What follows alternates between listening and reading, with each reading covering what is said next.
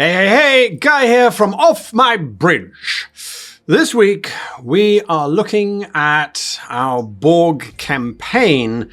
And if you haven't watched episode 1 of the campaign, I suggest that you go and have a look at that. You can skip episode 2, that's an interstitial episode.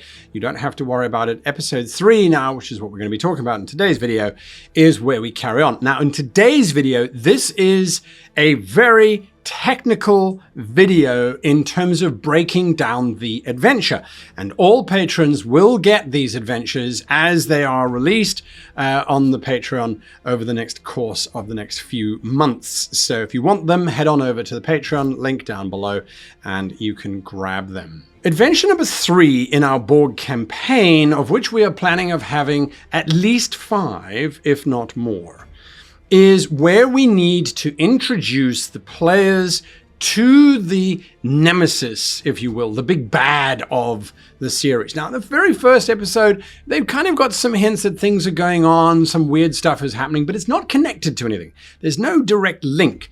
Now we need to start giving them some links. And that's what we're doing in today's video. So let's dive straight into it. The overall concept for this adventure is the Borg are attacking. And they have attacked a location in Romulan territory, and our shapeshifter, Hun, of the 100 shapeshifters that were sent out by the Dominion, has failed to stop them. And because I thought this should be a fun adventure, and why not, let's make this a trial adventure. So this is a trial, and it happens temporally out of sequence. So our players start in the middle of their trial, and they have to sort of work out what happened as we go along. There is a big challenge here. We as the DM, we have no idea how the player characters are actually going to play through the scenario. So developing this adventure is a little bit of a pie in the sky, best guess, keep it loose approach. And this is how I do it. Act 1, the trial begins. And our PCs find themselves in front of a Romulan tribunal. There is a Romulan judge who is presiding over them. There is a consul from the Romulan Senate who is persecuting them, a consul by the name of Naara, and the PCs are on trial. What are they on trial for? The PCs destroyed an entire Romulan colony and the planet that the colony was on as well.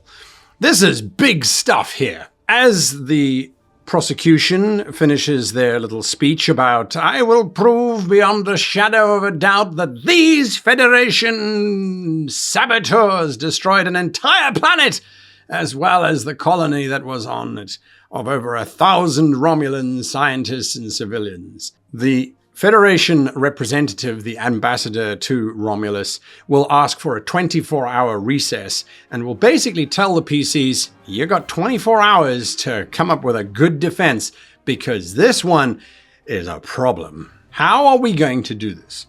The entire trial is an extended task that will take place over 24 hours because that's how long they've been given, and so it will actually have 24 steps that they will need to have impact on to reduce down to 0. When they get it down to 0, they have provided enough evidence that they will be proven innocent.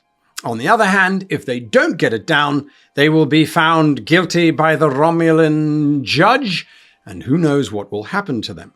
So this 24-hour extended task is going to use a variable difficulty value. And what this is this is something that I like to use where I'll say, well, the standard difficulty for the task is 3 or 5. You can choose whenever you are doing this to either go for the difficulty of 3, in which case your impact is per normal, the task has a resistance of 2, or you can go for a difficulty of 5. The resistance remains 2, but your impact is doubled. So the PCs can make a choice. Do they want to push it or not push it? Do they think they can get 5 successes or only 3 successes? How much momentum have they banked? Where are we sitting on that kind of thing? So this is really a high stakes kind of situation. Now, of course, with it being over 24 hours, every time they fail to make a roll, Well, they are losing 2 hours from their clock, because that's what the resistance is. It's a resistance of 2, which effectively counts as 2 hours. Oh, and by the way, the Romulan prosecutor, the consul, has ordered that the Federation seal the sensor records of the PC's ship, because they are worried that if the PCs have access to those sensor data logs, they might tamper with them and get rid of evidence that the PCs did actually blow up the planet. The Federation, due to diplomatic pressure, has agreed to these terms. So the PCs can run their investigation, but they cannot refer to their sensor logs. Absolutely evil and diabolical. But if you watched my video on how to play a Romulan, you should immediately see that as a red flag. There's a giant Romulan act of one of the Romulan columns of activity. So, let's see how many of you figure it out before we get there. The first flashback is of the PCs receiving a distress call from an unknown source. Now, this they can all remember, and the way that I would play this is I would have them all gathered in the briefing room and the Admiral saying to them, okay, tell me exactly what happened. Back to flashback. Right, you're on the bridge of your ship. Everything is working as per normal. This is literally a 24 hours earlier moment. You have an incoming distress call. It is from an unknown source that says that the planet Hadda 3 is secretly developing a long-range sensor array in violation of the treaty with the Federation, and that it is going to be attacked, and that they must respond. They're the closest ship to being able to respond. Now, of course, there's a dilemma. Hadda 3 is in Romulan territory, but on the very edge of Romulan territory. This is where they do their first extended task, which is difficulty 3 or 5 if they want to push it, with a resistance of 2. And they've got two choices here. They can go for a physical clue, or they could go for an insightful clue. And this is where you are prompting them, saying, well, which of the two would you like? Because you can only do one per flashback scene because it's an extended task. A physical clue would be control plus engineering, and that is where they discover that when they are trying to contact Hadda 3 or trying to scan Hadda 3, there is significant interference around the planet. And that interference is some kind of jamming signal that was last detected at the Battle of Wolf 359 or at the Battle of Sector 001 with the Borg. So this should give them a hint that it's the Borg. Of course, the Romulans would deny that the Borg are in their territory. They would have detected them, etc., etc., etc. But something is blocking or jamming their signal. If they go for an insightful clue, on the other hand, this is daring plus science, and here the PCs discover that the source that they can't really identify is using an old carrier wave frequency that is not Romulan, and that it is also coming from a single-person craft. Again, not Romulan. This is starting to hint that this is that individual that they may have detected on the other planet, the thief, if you remember, but that this is not a Romulan source, which should start to raise some flags again as well. Now the PCs can continue to look into the entire adventure, but one has to assume that they are going to travel to Hadda 3. Or at least they're going to get close to Hadda 3. They might just get to the edge of Hadda 3. It's at this point that they are hailed by the source again. The source saying, you need to get in there, you must find this sensor array, and you must destroy it before the attack happens. All of the lives on Hadda 3 are in your hands. If you don't act, they will all die. Most Federation captains would then be compelled to help in some shape or form, especially since the PCs can scan the space around Hadda 3 and discover that there are no Romulan ships on patrol. They've all disappeared, which is unusual because usually the Romulans patrol their borders pretty damned well. Anyway, there are no Romulans on patrol at this moment in time. So they could just slip into Hadda 3, find out what's going on, and no one would know. This is the point where they can also make, and this is not going to have any impact on the extended task, but it will give them some more information. An Insight Plus medicine check reveals that this particular unknown source is way too emotionally charged, and their voice is not that arrogant confidence of Romulans. So whoever's doing this check suspects that this source is not a Romulan at all. So now they might have a scan that says it's not a Romulan ship, it's not a Romulan occupant, and now this person is not behaving like a Romulan either. Again, just hinting and hinting and hinting that this is not a Romulan person. If the PCs are reluctant to go to Hadar 3, or if they do travel to Hadar 3, the unknown source will contact them once the PCs are in orbit and will reveal themselves as Sub-Commander Gata, a Romulan.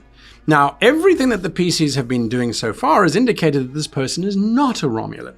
See, I'm starting to hint that this person is perhaps a changeling.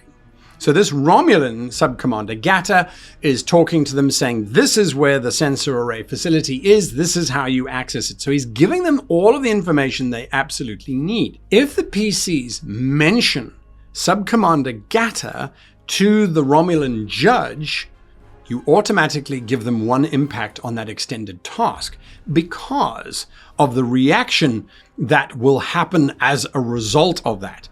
And this, once again, we're now in our second hour. We're now back into the trial space because we don't want the PCs to beam down to the planet or to start their plans just yet.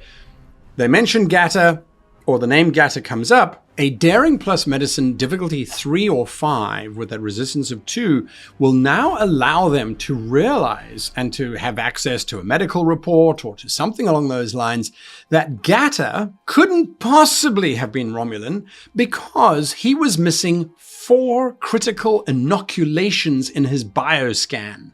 All Romulans have these 4 inoculations when they are born, and it changes their DNA subtly. This Gata did not have them whatsoever. So whoever this was, it definitely wasn't a Romulan. Prosecutor Nara steps forward, and she says that her entire goal is to prove justice be done. Hadar 3 is a farming colony, and she puts down pads with the names of 900 farmers and their families who were destroyed in this planetary explosion that the crew and the Federation caused. Again, just twisting it, making the PCs a little bit more desperate, making it seem darker and as if the case is further against them. Now we move into Act 2. And in Act 2, this is where the PCs could do anything. They may beam down to Hadar 3 to the long-range sensor array. They may just attack the long-range sensor array. They may try to do more scans to discover why and where this Borg interference is coming from. They may contact the sensor array or try to there's lots of things that they could do. So this is where we kind of step back as the GM and we just watch it unfold.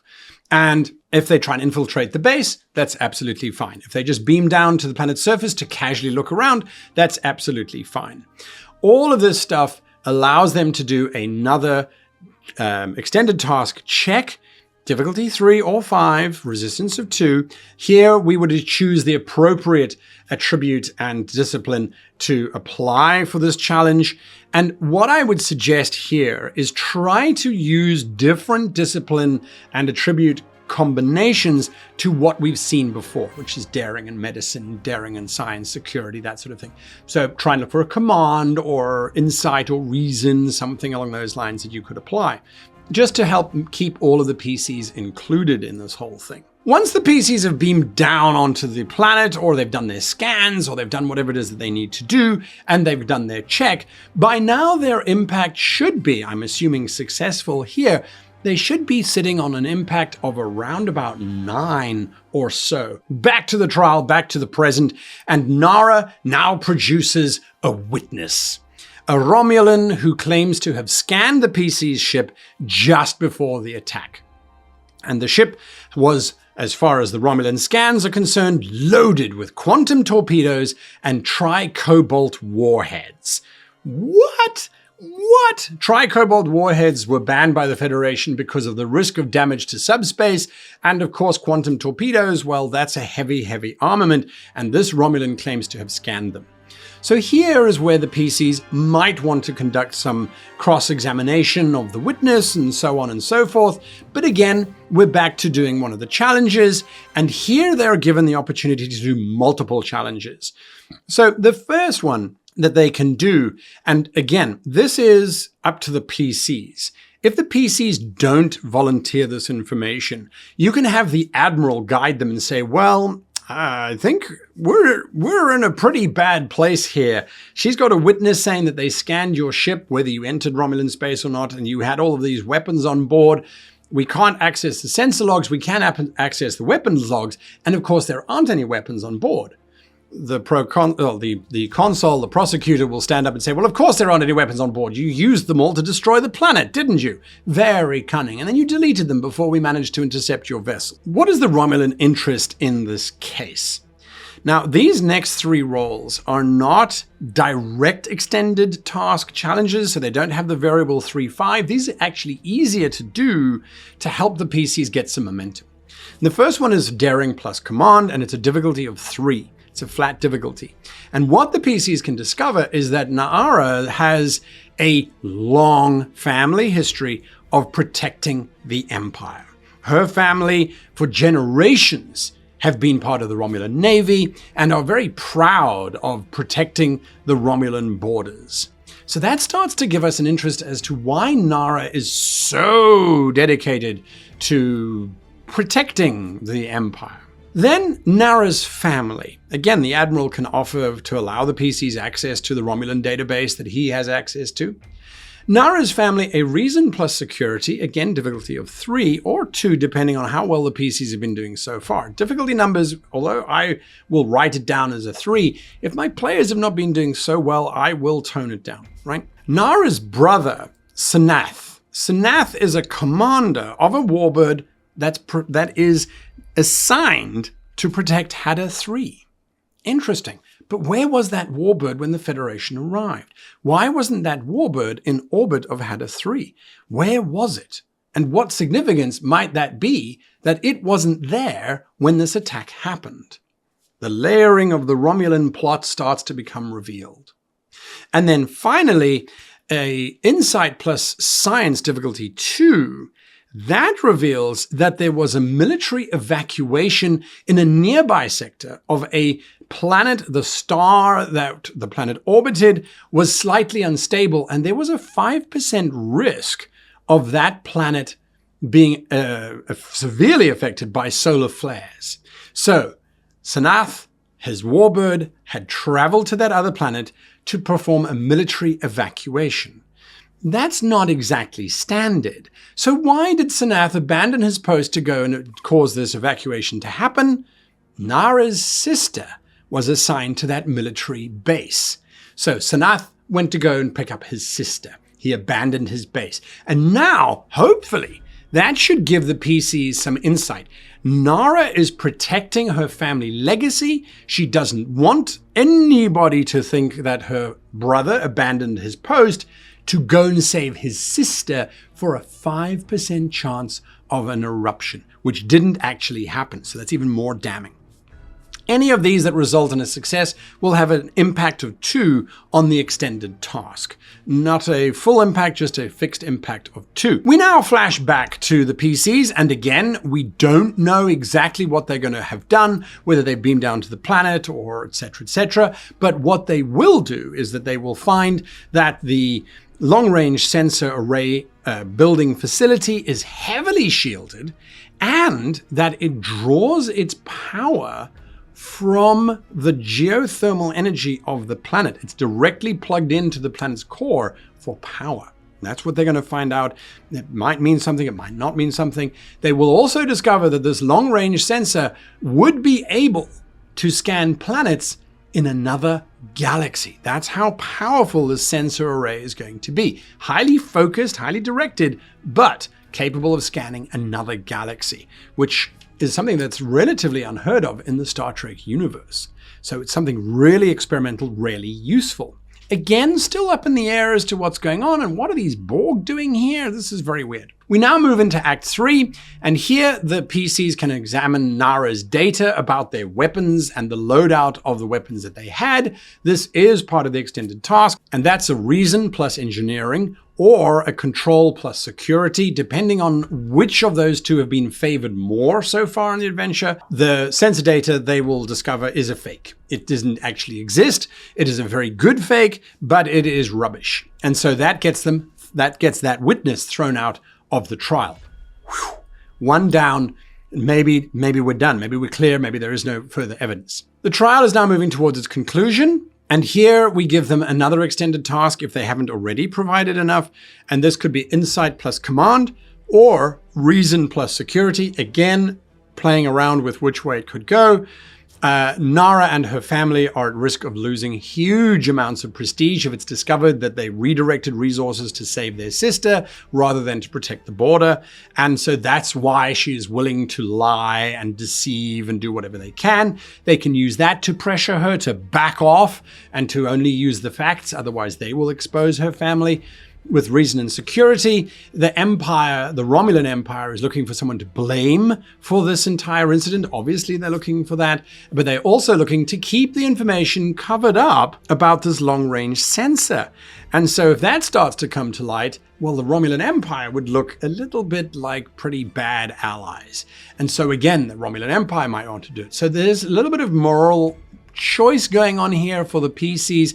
Do we reveal Nara's shame? Do we reveal the Empire's shame? Or do we use this as something, as leverage maybe later on? Either way, they've still got impact on the whole thing, which should put them around about 20, give or take. Nara, whatever the case might be in terms of pressure or not, will then reveal her final witness, which is Petty Officer Kel Sarek. And Petty Officer Kel Sarek is a planetary systems sensor operator who looks after weather control, climate control, that sort of thing. If the PCs beam down, he will have detected that beam-in, and that is very damning evidence.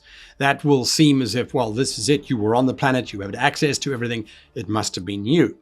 We now go to the final flashback, hopefully, of this entire trial. And here the PCs must now work out the following, either with daring and engineering or with control and con. Hopefully, they will figure this out. And here the sensor facility is drawing its power directly from the planet's core, and any attack on it, any destruction of this facility will result in the entire core going critical, which would cause the planet to go critical. So now the PCs know how the planet exploded. It wasn't false torpedoes or tricobalt devices. It was the destruction of the sensor array, which was linked to the geothermal core. So whoever destroyed the sensor array might not have intended on destroying the planet. That was just an after effect of them using geothermal energy. This is really useful in helping to de-escalate the blame on the Federation to a degree, but they still need to prove that it wasn't them. And that's where control plus con comes in. They discover that subspace jamming signal is coming through subspace fractures, which are Borg transwarp conduits. And those conduits are like nothing that the Federation have ever seen. And that is where you can decide to either have a ship battle or not have a ship battle, entirely up to you. But a Borg octagon arrives. This octagonal shaped Borg ship arrives, and it can attack the PCs, they can attack back. It's not interested in fighting the PCs. It is there to extract the long-range sensor, because that's what the Borg are there for, and in doing so causes the entire planet to explode. Now, we have to make sure that the PCs have not figured out a way to prevent the planet from exploding if the long-range sensor is destroyed.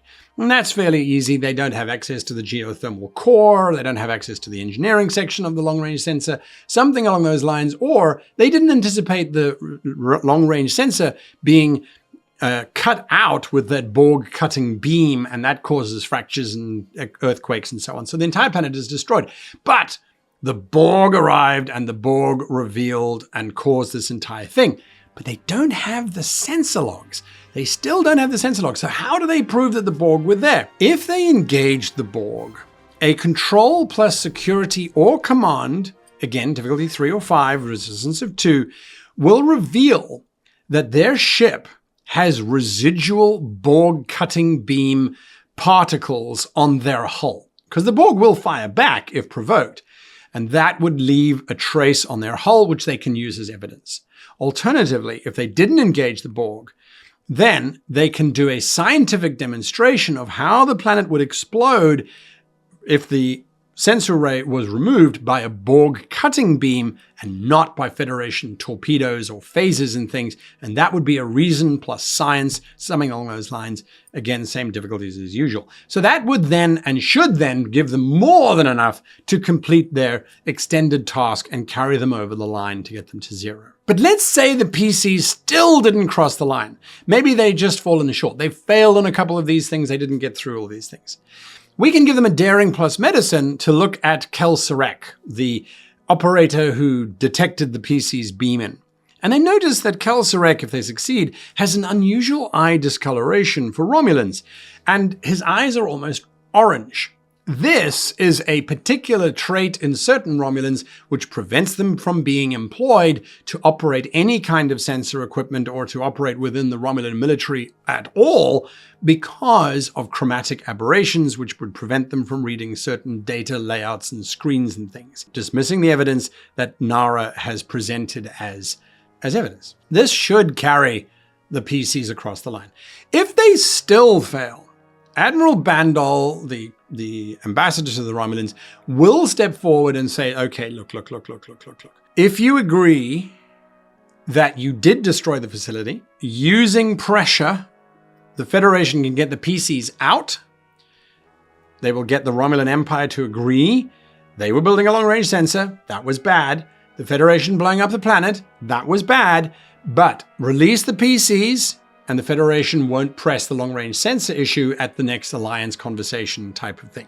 So we'll both close our eyes to this incident and pretend it never happened. The Romulans would accept this deal because A, their facility's been destroyed, the long-range sensor is gone, and they don't want anyone to know about their breach of security on the edge of Romulan space. Nara will begrudgingly accept this because she doesn't want anyone to discover that her brother and sister were involved in a not-so-honorable action either. If the PCs, however, want to prove their innocence, and they refuse to give in, there is one more thing they can do. Insight plus command, the lock on the PC's ship's sensors is for another reason. The Romulans do not want to agree or even acknowledge that the Borg are back because in 2367, just before the Battle of Wolf 359, the Borg destroyed several Romulan outposts. And they don't want to even acknowledge that the Borg are back. This is something that the PCs could then press and say, this is information that you don't want anyone to know. We won't make it public because we will if we go back to the Federation, or if the ambassador has to go back to the Federation because you've arrested us for something that the Borg did. Of course, if the PCs have failed catastrophically throughout this entire thing, the trial ends with the PCs being arrested and sent to a penal colony on a Romulan outpost somewhere in the middle of nowhere for another adventure to get out of. We know that the next adventure has nothing to do with the main plot, so it's quite fine for us to have a Romulan prison break adventure if we really wanted to. But under most circumstances, we can assume the PCs have proved their innocence. PCs still don't know who this mysterious Gatta was. There is that question. They don't know why the Borg wanted this long-range sensor, but we're starting to build a bigger picture. That there are forces at work, something is going on, and that the PCs are embroiled in it in one way or another. Our next adventure is an interstitial. We know that whether it's a prison break or something else, that's absolutely fine. So when we return to our Borg campaign, we'll be entering into Act 2 of the campaign. We've now established all the players. There's this mysterious individual who's trying to help, and there's the Borg. What comes next, though, we'll have to wait for the new year. This has been a long video. This is me really breaking down the entire adventure. Patrons will get this adventure, of course, in due course. But what do you think? Do you like these extended breakdowns where I'm taking you through my whole process? Or would you prefer a higher, more overarching view of the thing, like I did with the interstitial Borg campaign adventure? Let me know in the comments down below. Until next time, next time will be the new year, and we're celebrating our 1-year birthday. It's quite a nostalgic time, if I am honest, because this has been an amazing journey. But we'll talk about that next week. Massive thank you to all my patrons, and to you for watching all the way until the very end. Until we meet again, long life and happy gaming.